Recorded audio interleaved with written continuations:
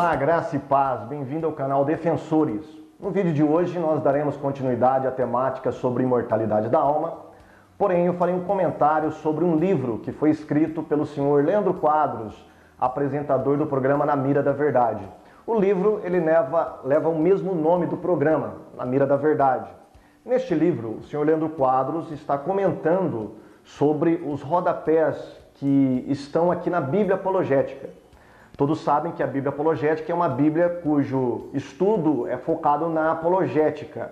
Então, há alguns comentários de versículos bíblicos. Dentre eles, Salmos 6, versículo 5. Muito bem.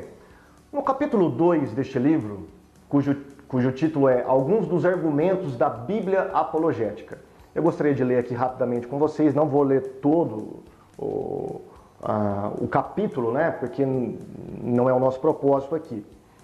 Ele diz aqui, olha, a seguir você terá contato com alguns dos versos mais distorcidos pela Bíblia Apologética de Estudos. Não pretendo disponibilizar uma resposta a todos neste livro. Abordarei apenas alguns deles, bem como outros textos mal compreendidos pelos demais apologistas. Embaixo há um subtítulo aqui, textos que jamais seriam citados a favor da imortalidade da alma.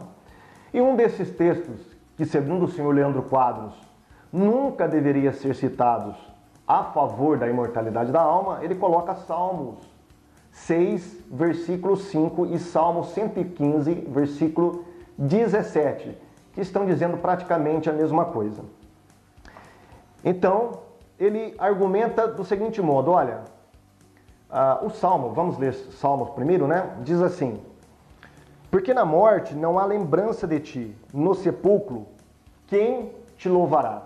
Então o senhor Leandro Quadros, ele diz assim, olha, na sua contestação, o termo Yadá se refere ao louvor congregacional, mas não na compreensão de Davi. Uma pessoa não louva a Deus em outro lugar depois da morte. O temor dele de não louvar mais a Deus seria injustificado se pudesse fazer isso no céu ou em outro lugar.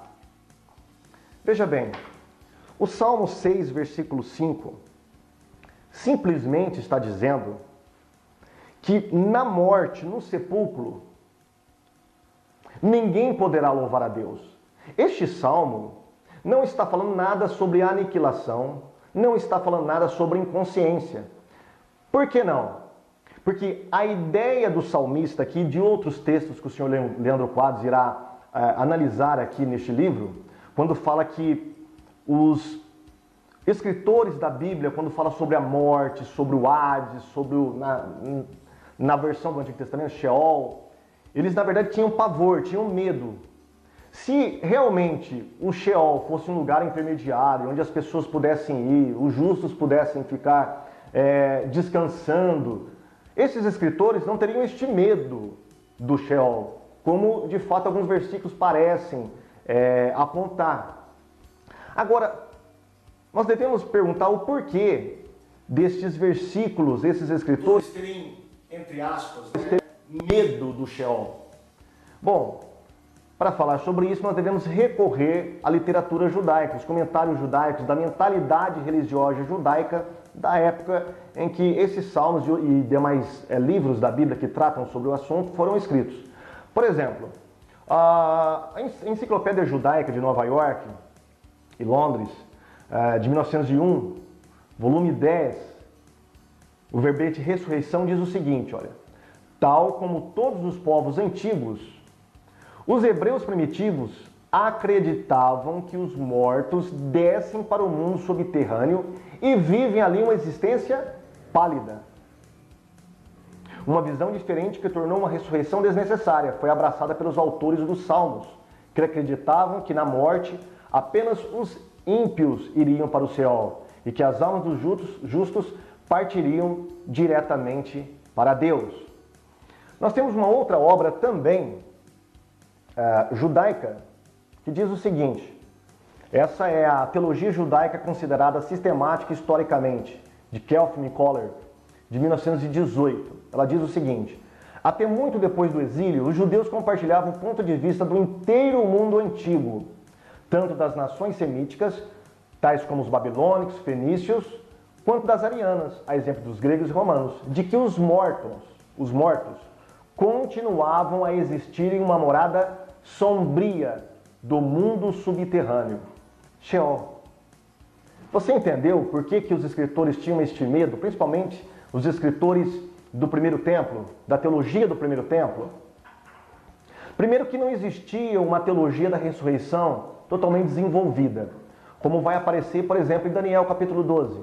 É a primeira vez que um linguajar embutido de uma teologia sobre a ressurreição aparece no Antigo Testamento. É ali em Daniel capítulo 12. Então, esses escritores, Salmos, o próprio Moisés, como eles não tinham uma teologia, uma revelação de Deus desenvolvida completamente no Antigo Testamento sobre a ressurreição dos mortos, qual que era a mentalidade? A mentalidade era que, ao morrer, a pessoa ia para um lugar dos mortos, chamado morada muitas vezes dos mortos na Bíblia, o Sheol. Só que esse Sheol não era a inexistência. Esse Sheol não era a aniquilação. Muito pelo contrário, esse Sheol tinha um certo tipo de existência, um pouco sombria, como nós lemos aqui, nós acabamos de ler aqui em duas obras judaicas. Nós temos esse livro do Dr. Oscar Cullmann, onde ele vai tratar em um dos capítulos sobre imortalidade da alma ou ressurreição. E olha o que diz aqui o Dr. Cullmann sobre a crença judaica da vida após a morte, quando a pessoa morria. Ele diz aqui, olha, tem necessidade do corpo. Ele está falando sobre ressurreição e imortalidade da alma, fazendo um contraste entre ambas. Tudo mais que pode fazer e levar à semelhança dos mortos do Antigo Testamento é uma existência sombria, esfumada no Sheol. Porém, isto não é uma vida verdadeira. Olha que interessante. O Dr. Oscar Cullmann está dizendo que essa era a crença antes do Novo Testamento. Que quando a pessoa morria, não é que ela era aniquilada. Não é que ela ficava numa inconsciência total. De modo algum. A crença é que na morte, no Sheol, a pessoa ela se tornaria uma sombra, destituída de toda a identidade. Como ele diz aqui, né? Esfumada, né? Uma fumaça, como se fosse uma fumaça. O que nós acabamos de ler e confirmar com duas obras judaicas, e tem mais obras judaicas que falam sobre essa mentalidade religiosa judaica, sobre a vida após a morte. Portanto, o senhor Leandro Quadros, ele não explica isso neste livro. Né? Por que os escritores, Davi tinha medo, não é, de ir para um lugar chamado Sheol? É justamente porque nesse lugar era um lugar que eles consideravam esquecidos por Deus. As pessoas ficavam esquecidas por Deus lá. Mas não que elas ficavam inconscientes, aniquiladas ou dormindo no sono da morte. Não. Elas estavam numa consciência, porém, era uma não identidade, não era a pessoa verdadeira, não era uma pessoa real. Era apenas uma sombra, um fantasma, uma fumaça. Essa era a mentalidade da época. Portanto, os argumentos do senhor Leandro Quadros, ao tentar rebater os rodapés aqui da Bíblia apologética, ele comete vários erros, não é? E outra, a Bíblia nos diz, né, mesmo, Davi, ele fala que no Sheol ninguém vai louvar a Deus. Não vai mesmo, porque a pessoa ao morrer, ela acaba a existência nesta vida. Então é por isso que ele quer louvar a Deus na congregação, não é? Aqui o louvor aqui remete ao louvor público na congregação, porque era isso que o salmista desejava. Era isso que era o importante, é estar aqui nesta vida louvando a Deus na congregação. Não ir depois para o céu, porque lá ele não vai louvar a Deus mesmo, não é? Lá não tem uma reunião pública de louvor ao Senhor.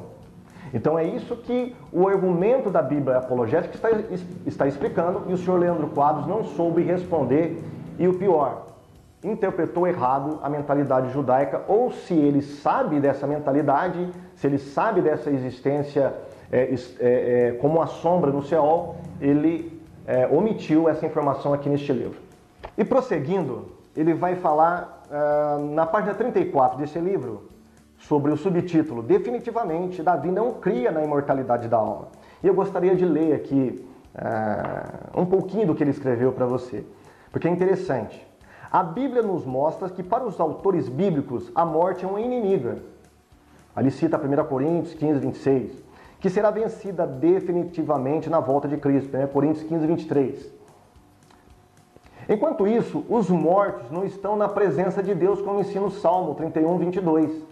Eu disse na minha pressa, estou excluído da tua presença. Não obstante, ouviste a minha súplice voz, quando clamei por teu socorro. Aí ele coloca entre parênteses, apresente esse texto aos apologistas. Quando o medo tomou conta de Davi, ele prossegue. Ele achou que iria morrer e, desse modo, ser excluído da presença de Deus. Se Davi fosse para outro lugar, a não ser a sepultura, não teria motivos para tanto temor de ser excluídos da presença divina. Ele estaria certo de que, mesmo morrendo e não mais tendo a oportunidade de louvar a Deus perante a congregação, poderia fazê-lo no céu. Aqui o senhor Leandro Quadros, ele comete diversos erros, mas eu vou comentar alguns apenas. Primeiro, a interpretação da palavra cortado da tua presença ou excluído da sua presença. Isso significa morte? De modo algum. Em nenhum versículo que vem antes ou depois, Davi está falando sobre morte. Davi diz, e disse na minha pressa, ou seja, na minha ansiosidade, na minha angústia, ou seja, ele estava perturbado mentalmente. Nessa perturbação mental, ele disse, estou excluído da tua presença. Mas excluído quer dizer morto? Como admite o senhor Leandro Quadros? Claro que não. É lógico que não. Por exemplo, eu tenho aqui duas versões interessantes que vai jogar um pouco mais de luz na interpretação deste salmo. Primeiro, na linguagem de hoje. Olha como que a linguagem de hoje traduz corretamente, interpreta corretamente este salmo.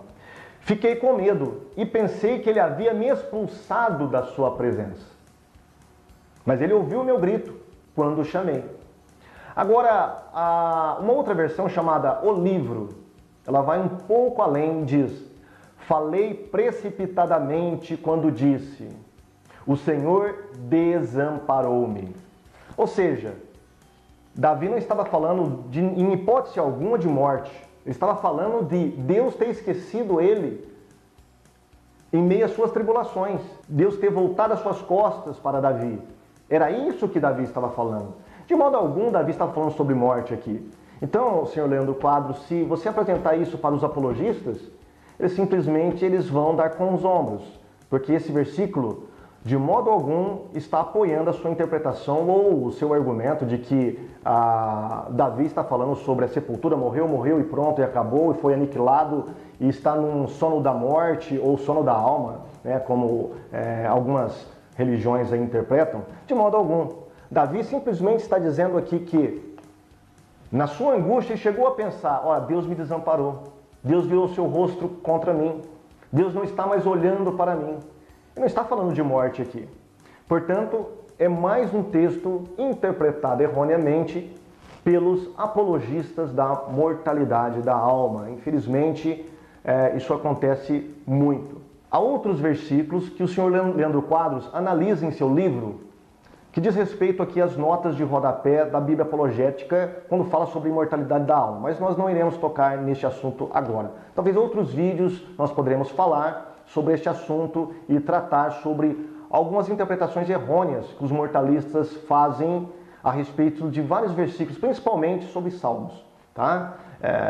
Salmos, Eclesiastes também são muito utilizados pelos mortalistas, né? Capítulo 9, versículo 5, né? Que os mortos não sabem coisa nenhuma. Será que isso prova uma inconsciência, um sono da alma, um aniquilamento ou coisa parecida? Poderemos tratar sobre isso em outros vídeos também, ok? Mas ficamos por aqui. Deus abençoe você e até a próxima.